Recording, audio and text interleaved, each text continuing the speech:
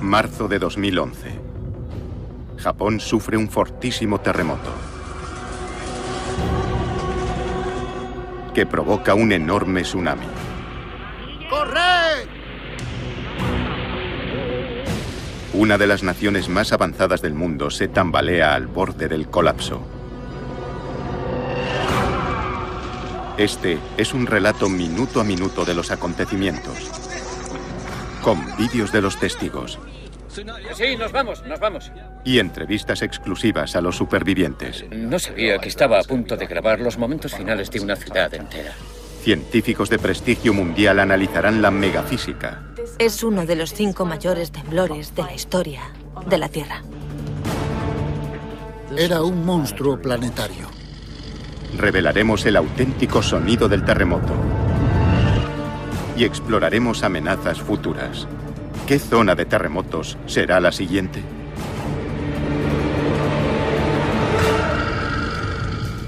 Megaterremoto, la hora en que tembló Japón.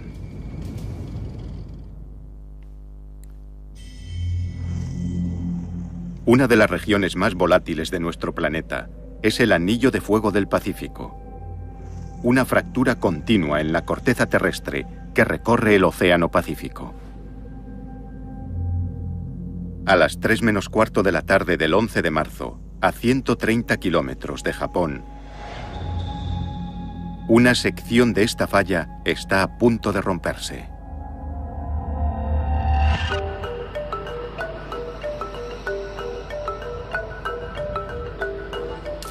2:45 de la tarde, centro de Tokio. La ciudad más grande del mundo. 35 millones de personas hacen su vida diaria. 320 kilómetros al norte, en Sendai.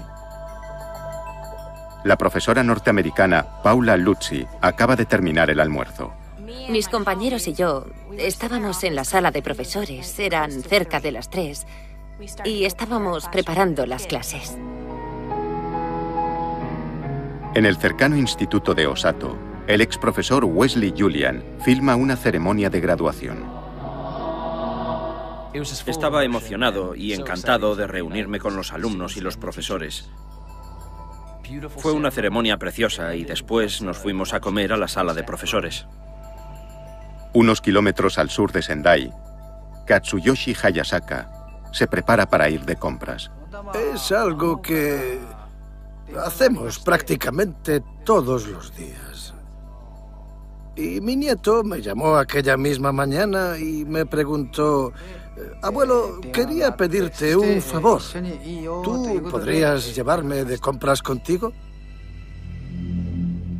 Nadie sospecha lo que está a punto de ocurrir. Pero a 130 kilómetros, a las 2:46 de la tarde, en pleno Océano Pacífico, y a 32 kilómetros de profundidad dentro de la corteza terrestre, la placa pacífica se está deslizando bajo Japón. La roca maciza se retuerce y se agrieta. El estrés se acumula en el sistema, hasta que algo se rompe. En Tokio, los datos sísmicos llegan al Centro de Control Nacional de Terremotos.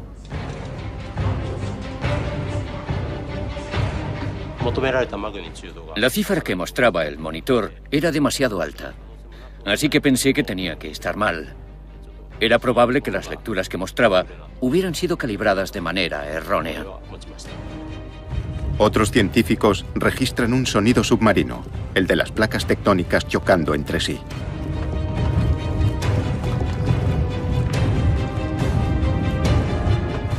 Acelerado 32 veces, escuchamos por primera vez en la historia la grabación del sonido real del terremoto.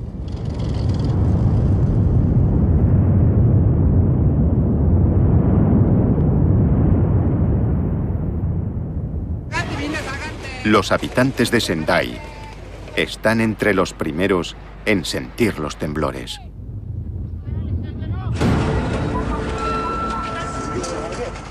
Cada vez se hacía más y más fuerte y lo que hicimos todos fue levantarnos, mirarnos y huir.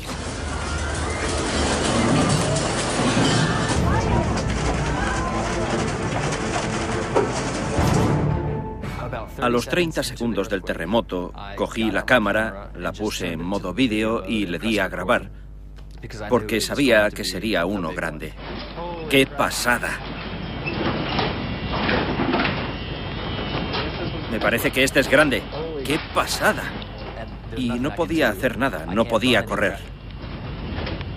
¿Estamos todos bien? Sí, creo que sí. Haremos como ellos. Me pregunté, ¿se derrumbará el edificio? A las 2:47, otro vídeo extraordinario de un barrio de Sendai capta el momento de pánico cuando una casa tiembla ante una madre y su hijo. ¡Mamá! ¡Estoy aquí! ¿Tú estás bien? Hay que salir de casa. Vale, es peligroso. Vamos. Hay que salir de aquí. Rápido. Rápido. Vamos, mamá. Date prisa, mamá. Tras 50 segundos, el suelo es el único refugio.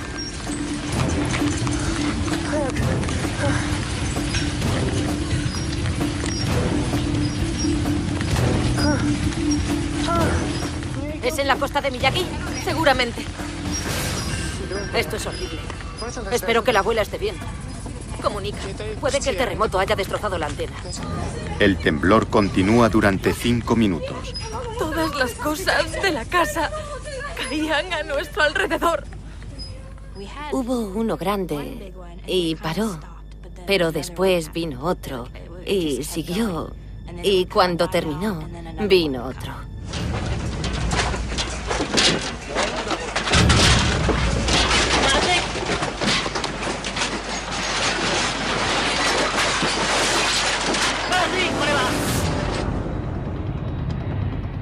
En el aeropuerto de Sendai, el controlador de tráfico aéreo Yoshi Kibune se enfrenta a una emergencia crítica. Se caían las lámparas fluorescentes que había en el techo. Teníamos varios aviones acercándose y tuvimos que decirles que siguiesen volando en círculos porque no podían usar nuestro aeropuerto en aquel momento.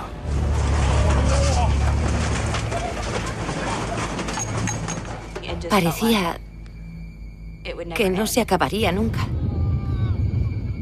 Vi cómo temblaban los postes de teléfono.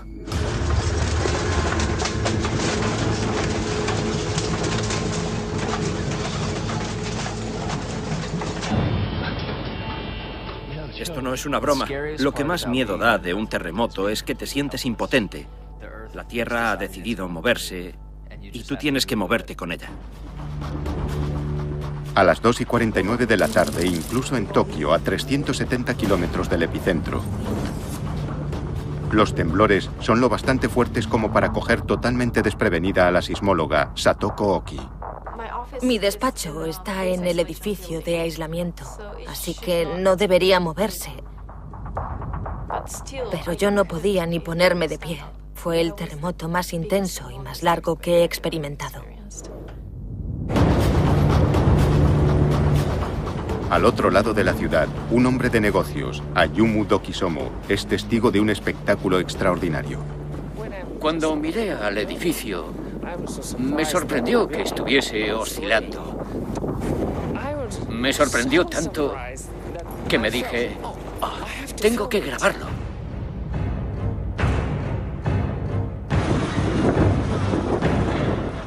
En Tokio solo mueren 7 personas. Pero empiezan a ocurrir cosas extrañas. Las grietas del suelo se abren y cierran.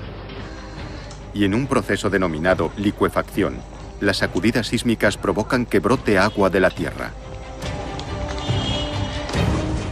El terremoto alcanza los 9 grados en la escala Richter y una fuerza 600 millones de veces mayor que la bomba atómica de Hiroshima. Esa energía sería suficiente para abastecer a los Estados Unidos durante 100 años. Y toda ella explotó hacia afuera, desde un punto, en 5 minutos. Este terremoto es uno de los 5 mayores temblores de la historia de la Tierra. Es tan potente que inclina el mundo 25 centímetros sobre su eje. Frena la rotación de la Tierra y acorta nuestros días casi 2 millonésimas de segundo. En Japón, el terremoto sacude incluso a las instalaciones con mayores medidas de seguridad. A tan solo 145 kilómetros de la línea de falla, se alza la central nuclear de Fukushima Daiichi. El tendido eléctrico ha sufrido daños y los sistemas de emergencia entran en acción. Se conectan los generadores diésel de seguridad para llevar energía a la central y se inicia la secuencia de cierre de los 3 reactores nucleares activos. Pero 130 kilómetros mar adentro, el terremoto ha desencadenado una fuerza más aterradora si cabe, que se desplaza en forma de ola a 800 kilómetros por hora.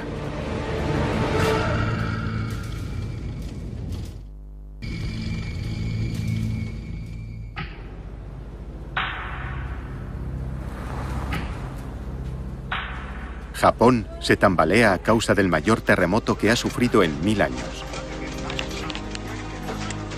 Es el 5º temblor de magnitud 9 de la historia.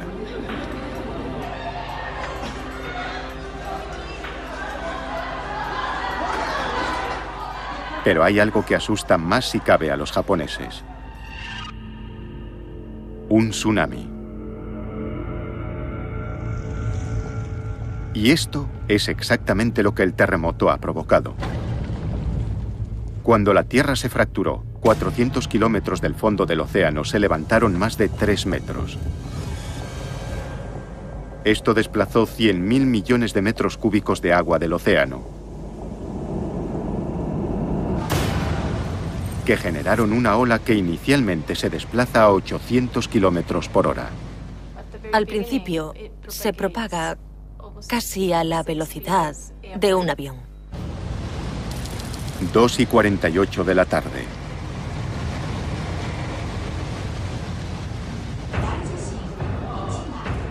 En el centro de alerta de tsunamis de Sendai suena la alarma. Ha comenzado la carrera para determinar el tamaño de la ola.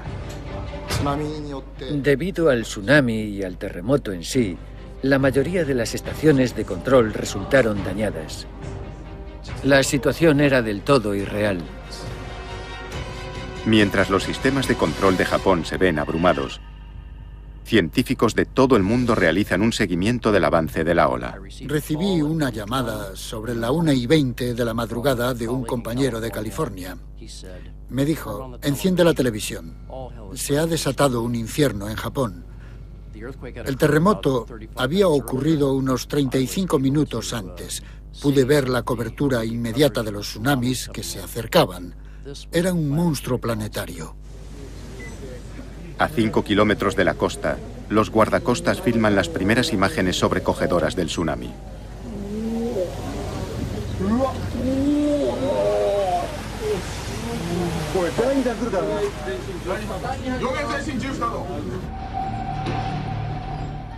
En tierra, la población todavía intenta recuperarse del terremoto. Y tienen menos de 30 minutos antes de que empiecen a llegar las olas grandes. Y hay otro peligro. Zonas de la costa japonesa se han hundido 1 metro, lo que significa que el impacto del tsunami será todavía mayor. En el puerto de Otsuchi, un testigo estadounidense, Brian Barnes, trabaja en un proyecto de conservación. Cuando fui a Japón, no pensaba que pudiese haber un terremoto. ¡Tsunami! ¡Tsunami! Sí, nos vamos, nos vamos. No sabía que se produciría un tsunami, pero imaginé que al menos habría un 90% de posibilidades. ¿A dónde vamos? ¡A la montaña! ¿A dónde vamos? Tú dale. A la montaña, la montaña, la montaña. Todos se marchan. Brian huye hacia un terreno más alto, mientras sigue filmando. ¿Esos son sirenas? Sí. Sí. Esta ciudad tiene una larga historia de tsunamis. 3:11 de la tarde. Cuando el tsunami se acerca a tierra, se frena considerablemente. Pero a medida que el mar tiene menos profundidad, las olas crecen más y más, alcanzando hasta los 14 metros de altura. En la sala de radares del aeropuerto de Sendai, los controladores de tráfico aéreo desvían desesperadamente a todos los aviones de sus pistas afectadas por el terremoto. Ninguno de nosotros tuvo tiempo para pensar en nuestras propias vidas. Todo el mundo estaba trabajando mucho para ocuparse de los aviones. Puede que el edificio también se vea afectado. En el exterior, el personal del aeropuerto evacúa frenéticamente a los pasajeros que están en la planta baja. ¡Oh, los coches! ¡El mar se acerca hacia nosotros! ¡Venga, corred! En las localidades cercanas, decenas de miles de personas corren para salvar sus vidas. ¡Viene el mar! ¡Viene el mar con una potencia tremenda! Entre ellas, Katsuyoshi Hayasaka. La única estructura cercana capaz de resistir a la ola es el colegio de hormigón que se encuentra a unas manzanas. Nos dijeron que subiésemos al tercer o al cuarto piso, porque no sabíamos a qué altura iba a llegar el tsunami. Los bomberos, los agentes de tráfico y la policía recorrían el barrio gritando que había que evacuar inmediatamente. Nos decían, salgan todos de ahí lo antes posible. La costa japonesa está a segundos de sufrir un impacto.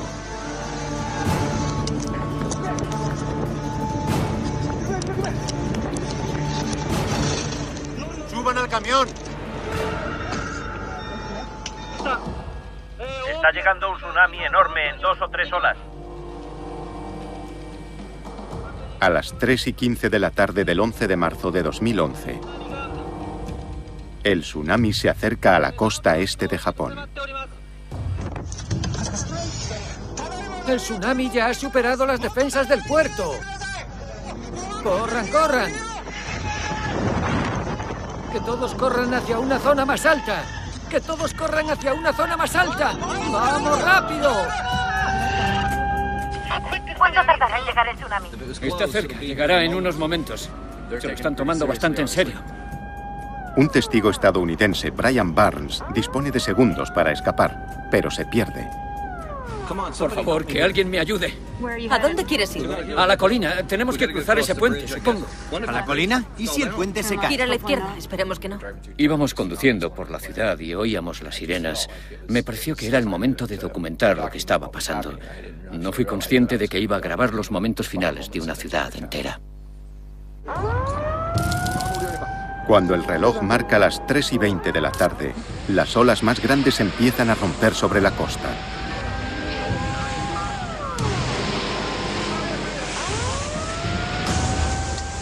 Cientos de personas graban el momento con videocámaras y teléfonos móviles. En el puerto de Shiogama,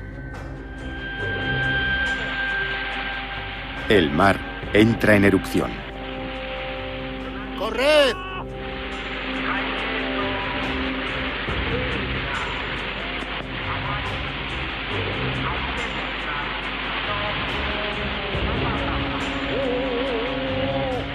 Para este coche y sus ocupantes, no hay escapatoria.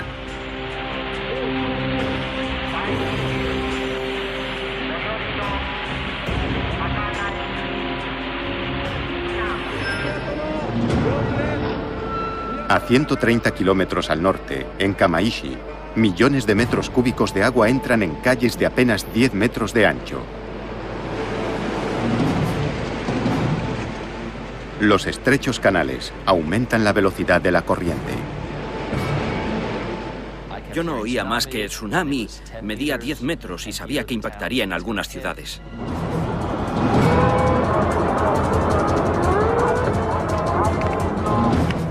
Pero no tenía ni idea de la potencia y fuerza que traería. Todos teníamos la sensación de que llegaría, porque cuando se produce un terremoto tan grande siempre hay ese temor. Tenemos bastantes alumnos que viven en las ciudades de la costa. y nos pusimos a rezar por ellos. Bueno, para que no estuviesen allí cuando llegase. Paula y Wesley están a salvo en zonas elevadas, pero decenas de miles de personas no.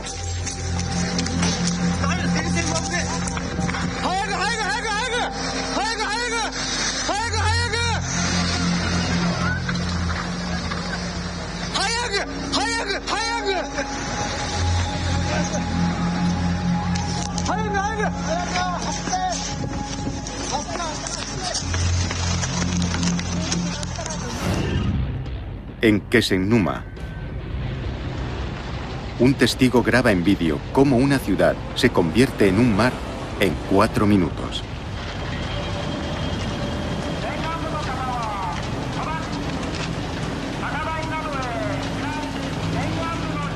A los 15 segundos, la carretera se convierte en un río.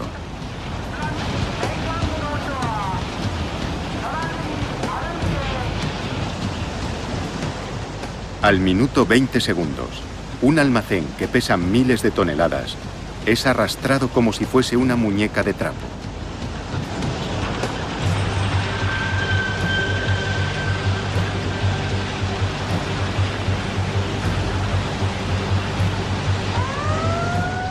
¡Mirad allí! ¡Una persona! A los 2 minutos, descubren a una persona en el agua.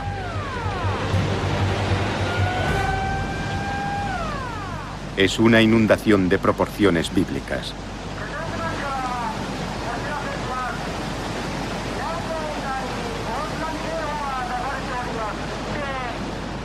Apenas 3 minutos y 15 segundos después de haber empezado, el torrente ha alcanzado el nivel de un tercer piso, más de 8 metros de altura.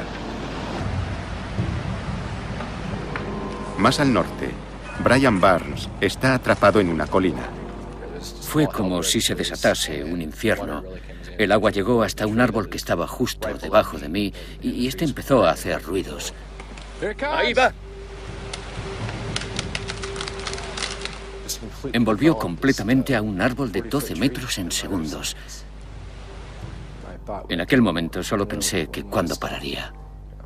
¿Llegaría hasta mí y se tragaría toda la colina? Entonces, empiezas a pensar que esos pueden ser tus últimos segundos de vida.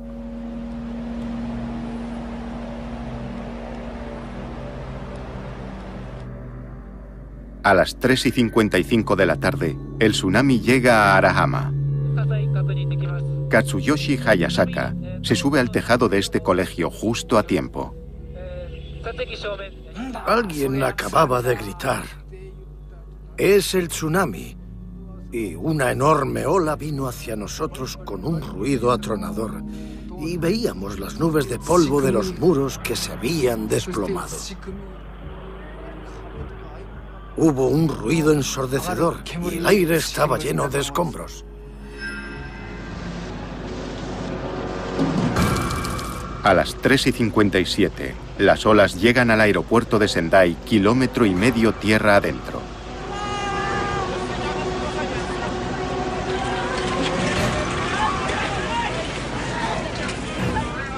El controlador de tráfico aéreo Yoshi Kibune sigue intentando desviar a los aviones cuando se ve obligado a escapar a un piso más alto. Estaba viendo cómo a mi propio coche, que estaba aparcado en el aparcamiento de enfrente, se lo llevaba el agua.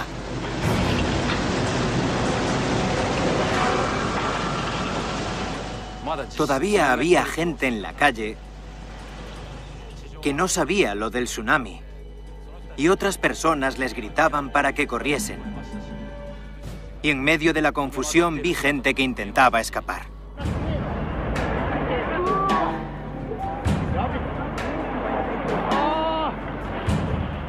El tsunami no se detiene hasta alcanzar los 10 kilómetros tierra adentro.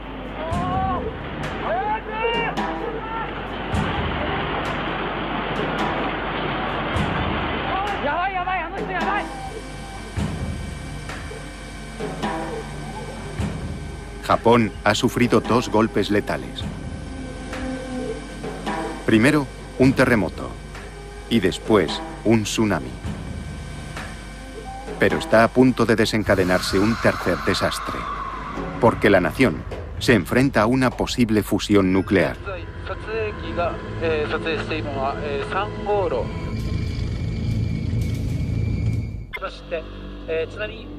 A las 3:42 de la tarde, tan solo 56 minutos después de que Japón se haya visto sacudido por uno de los 5 terremotos más graves de la historia, el tsunami se aproxima a la central nuclear de Fukushima Daiichi. En su interior hay 3 reactores nucleares activos. Los generadores diésel bombean agua alrededor de ellos para enfriar las barras de combustible nuclear. Pero para seguir siendo operativos, estos generadores tienen que estar secos.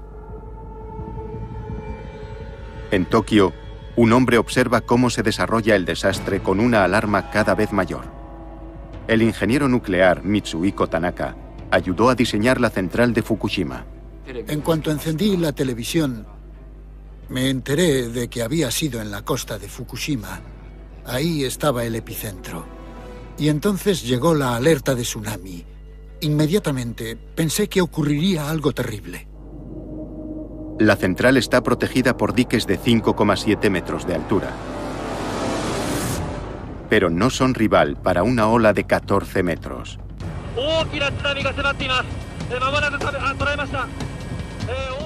Filmado justo después del impacto de la ola, este vídeo extraordinario muestra los daños.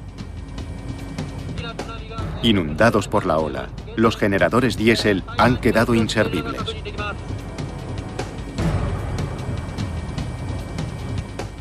Hay algo muy importante que debe hacerse tras una parada automática y es refrigerar el reactor inmediatamente.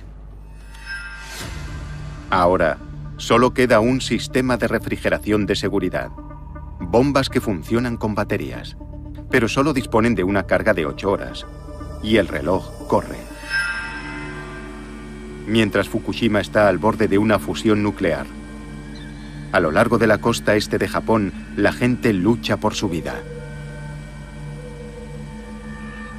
En su punto más alto, el tsunami alcanzó los 38 metros sobre el nivel del mar. Se me cayó el alma a los pies viendo algunas zonas por las que había paseado. ¿Cuántas ciudades habían desaparecido? ¿Cuántos lugares en los que había estado ya no existían? ¿Cuántos amigos habían perdido su hogar o incluso la vida? Para muchos, los helicópteros son la única vía de escape de sus islotes prisión. Oímos el sonido de un helicóptero en el cielo. Tenía una luz de búsqueda y sobrevoló el tejado. Entonces bajó un miembro del equipo de rescate del helicóptero y nos dijo que nos rescatarían uno a uno.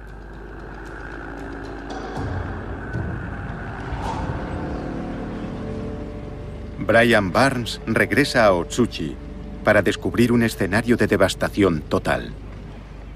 Era algo completamente inimaginable. Ni siquiera Hollywood podría recrear algo así. Aquí vivían unas 18.000 personas y no había vivos suficientes para encargarse de los muertos. Perdieron media ciudad. Se convirtió en un infierno. Pero la pesadilla de Japón está a punto de empeorar más todavía. En la central nuclear de Fukushima, las bombas de refrigeración se han quedado sin batería. Y entonces, un fenómeno sísmico se convierte en una catástrofe nuclear. Una explosión vuela el tejado del edificio del reactor 1.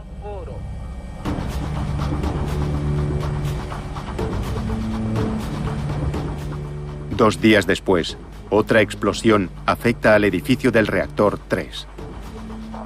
Con todos los sistemas automáticos desactivados, las autoridades tienen que tomar una decisión aterradora. Deberán enviar personal a una zona radiactiva para enfriar manualmente los reactores. Uno de los elegidos es el bombero de Tokio, Yukio Takayama. Cuando entramos por la puerta principal de la central nuclear de Fukushima, creo que pasaba de las 23 horas del día 18. Mi primera impresión fue que aquello era como una casa encantada. Estaba extrañamente silenciosa. El silencio lo invadía todo. Estas imágenes muestran a Yukio y su equipo caminando hacia los reactores en una total oscuridad.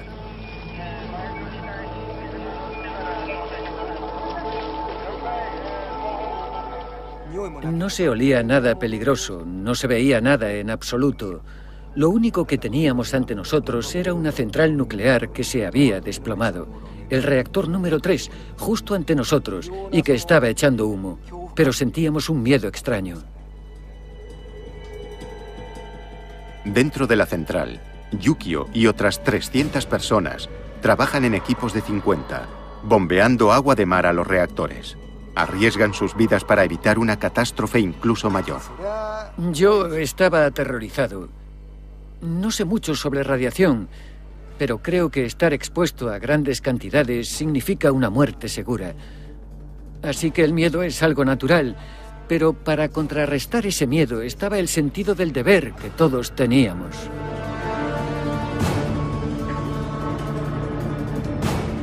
La fuga de radiación de Fukushima posteriormente será clasificada en el nivel más alto de un desastre nuclear, el 7, el mismo que Chernóbil.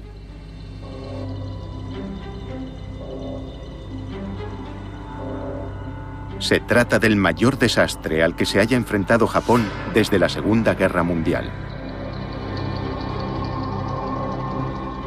Y es un suceso que ha afectado a toda la zona del Pacífico. 11 horas después del terremoto, el tsunami había cruzado todo el Océano Pacífico. Había rozado Hawái y recorrido casi 8.000 kilómetros a una velocidad media de 725 kilómetros por hora, para tocar finalmente la costa en Santa Cruz, California. Si un temblor en Japón puede provocar esto, es un siniestro aviso de la amenaza sísmica que se encuentra bajo la propia costa americana.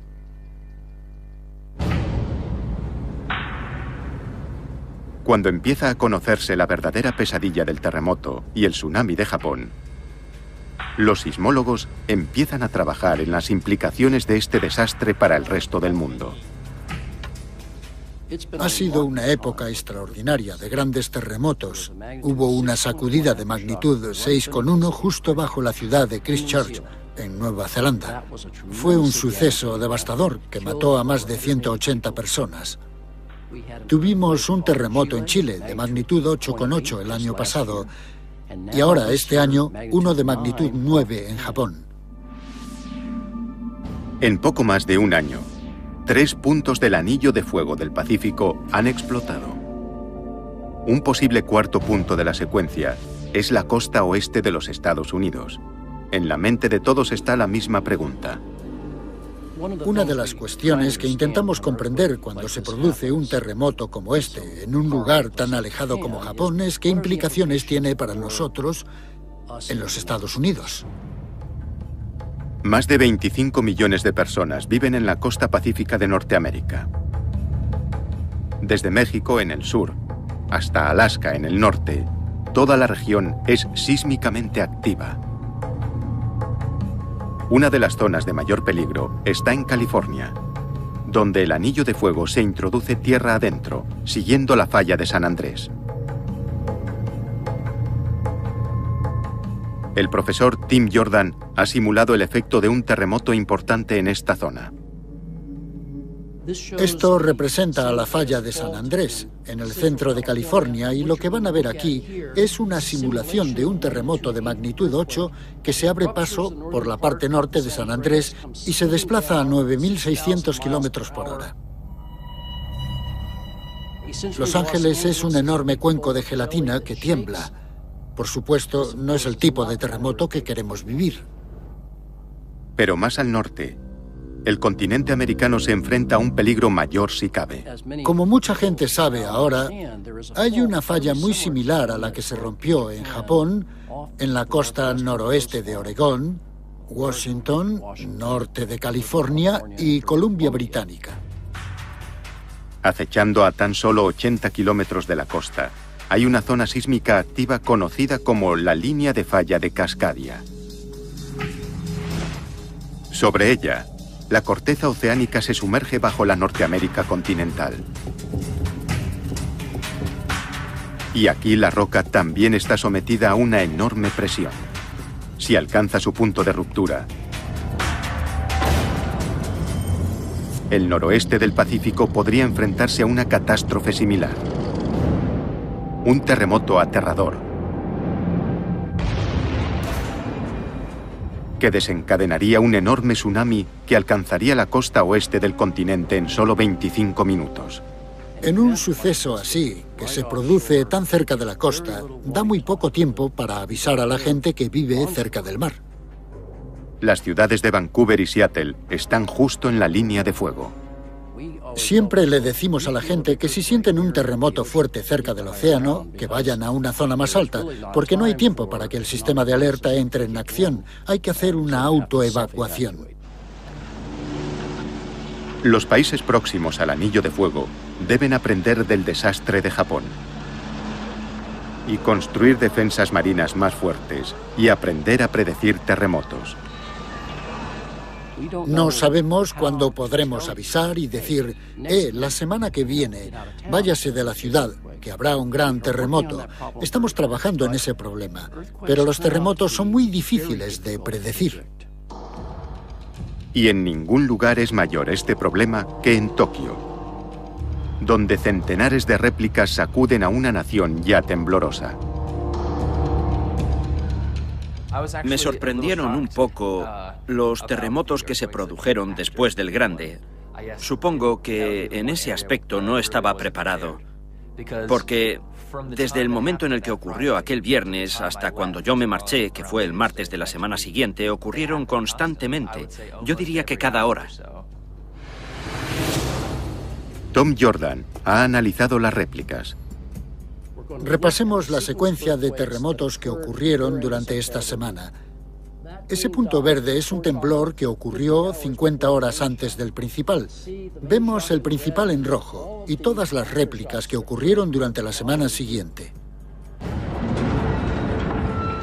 En el mes siguiente al gran terremoto, 3 potentes réplicas de magnitud 7 sacudieron Japón. Por terrible que haya sido este terremoto, todavía no ha terminado. Las réplicas que se están produciendo en Japón continuarán durante meses y años en el futuro. Y una de las grandes preocupaciones que tenemos es ¿dónde se producirán esas réplicas? La ciudad de Tokio, la ciudad más grande del mundo, está situada en el borde de la zona de réplicas actual. Así que debemos estar muy preocupados por el riesgo sísmico de Tokio. Esta secuencia aún no ha terminado.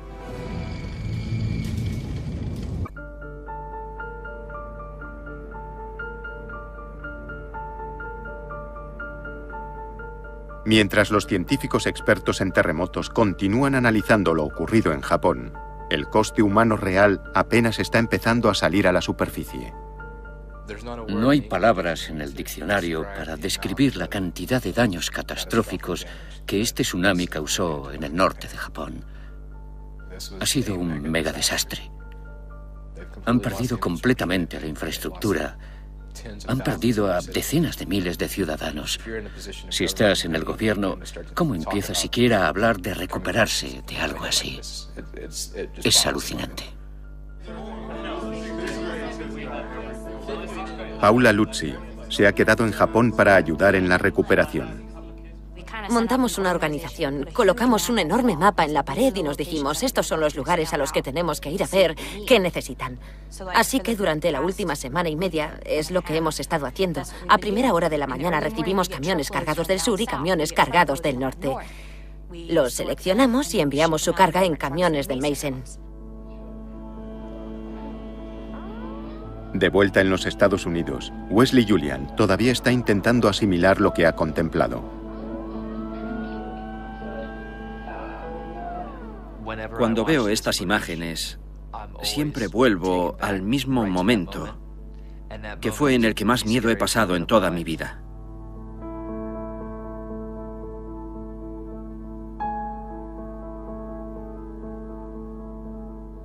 A consecuencia de este terremoto, he recapacitado sobre todo sobre lo afortunado que soy de haber sobrevivido. Uno de mis amigos murió en el tsunami.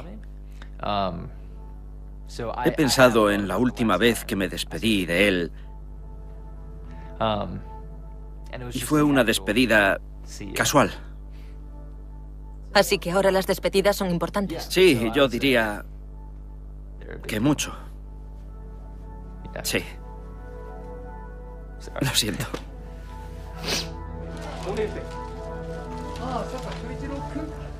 A lo largo de todo Japón, decenas de miles de supervivientes viven en refugios provisionales.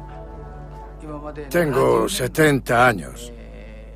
He vivido muchas cosas en mi vida y creo que he vuelto a la casilla de salida.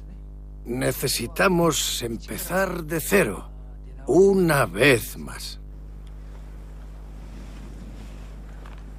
Por primera vez desde el desastre, Katsuyoshi Hayasaka vuelve a su ciudad para buscar su casa. Iremos hasta el río y retrocederemos. No sé dónde estoy.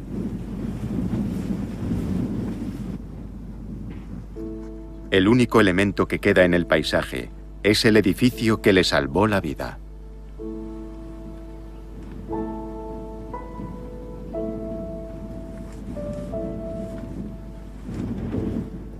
Esta es la carretera, ¿no?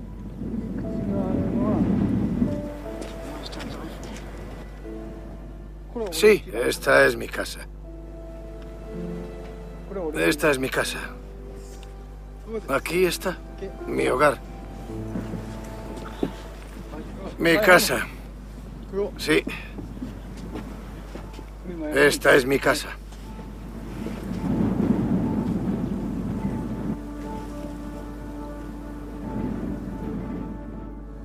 Lo más importante es ¿qué hacemos ahora? No hablo de un par de individuos. Tenemos que pensar en qué vamos a hacer todos.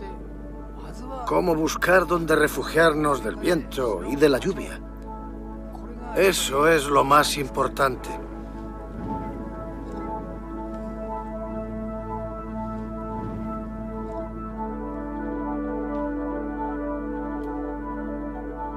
Hasta la fecha, se han confirmado más de 13.000 fallecidos. 14.000 personas siguen desaparecidas.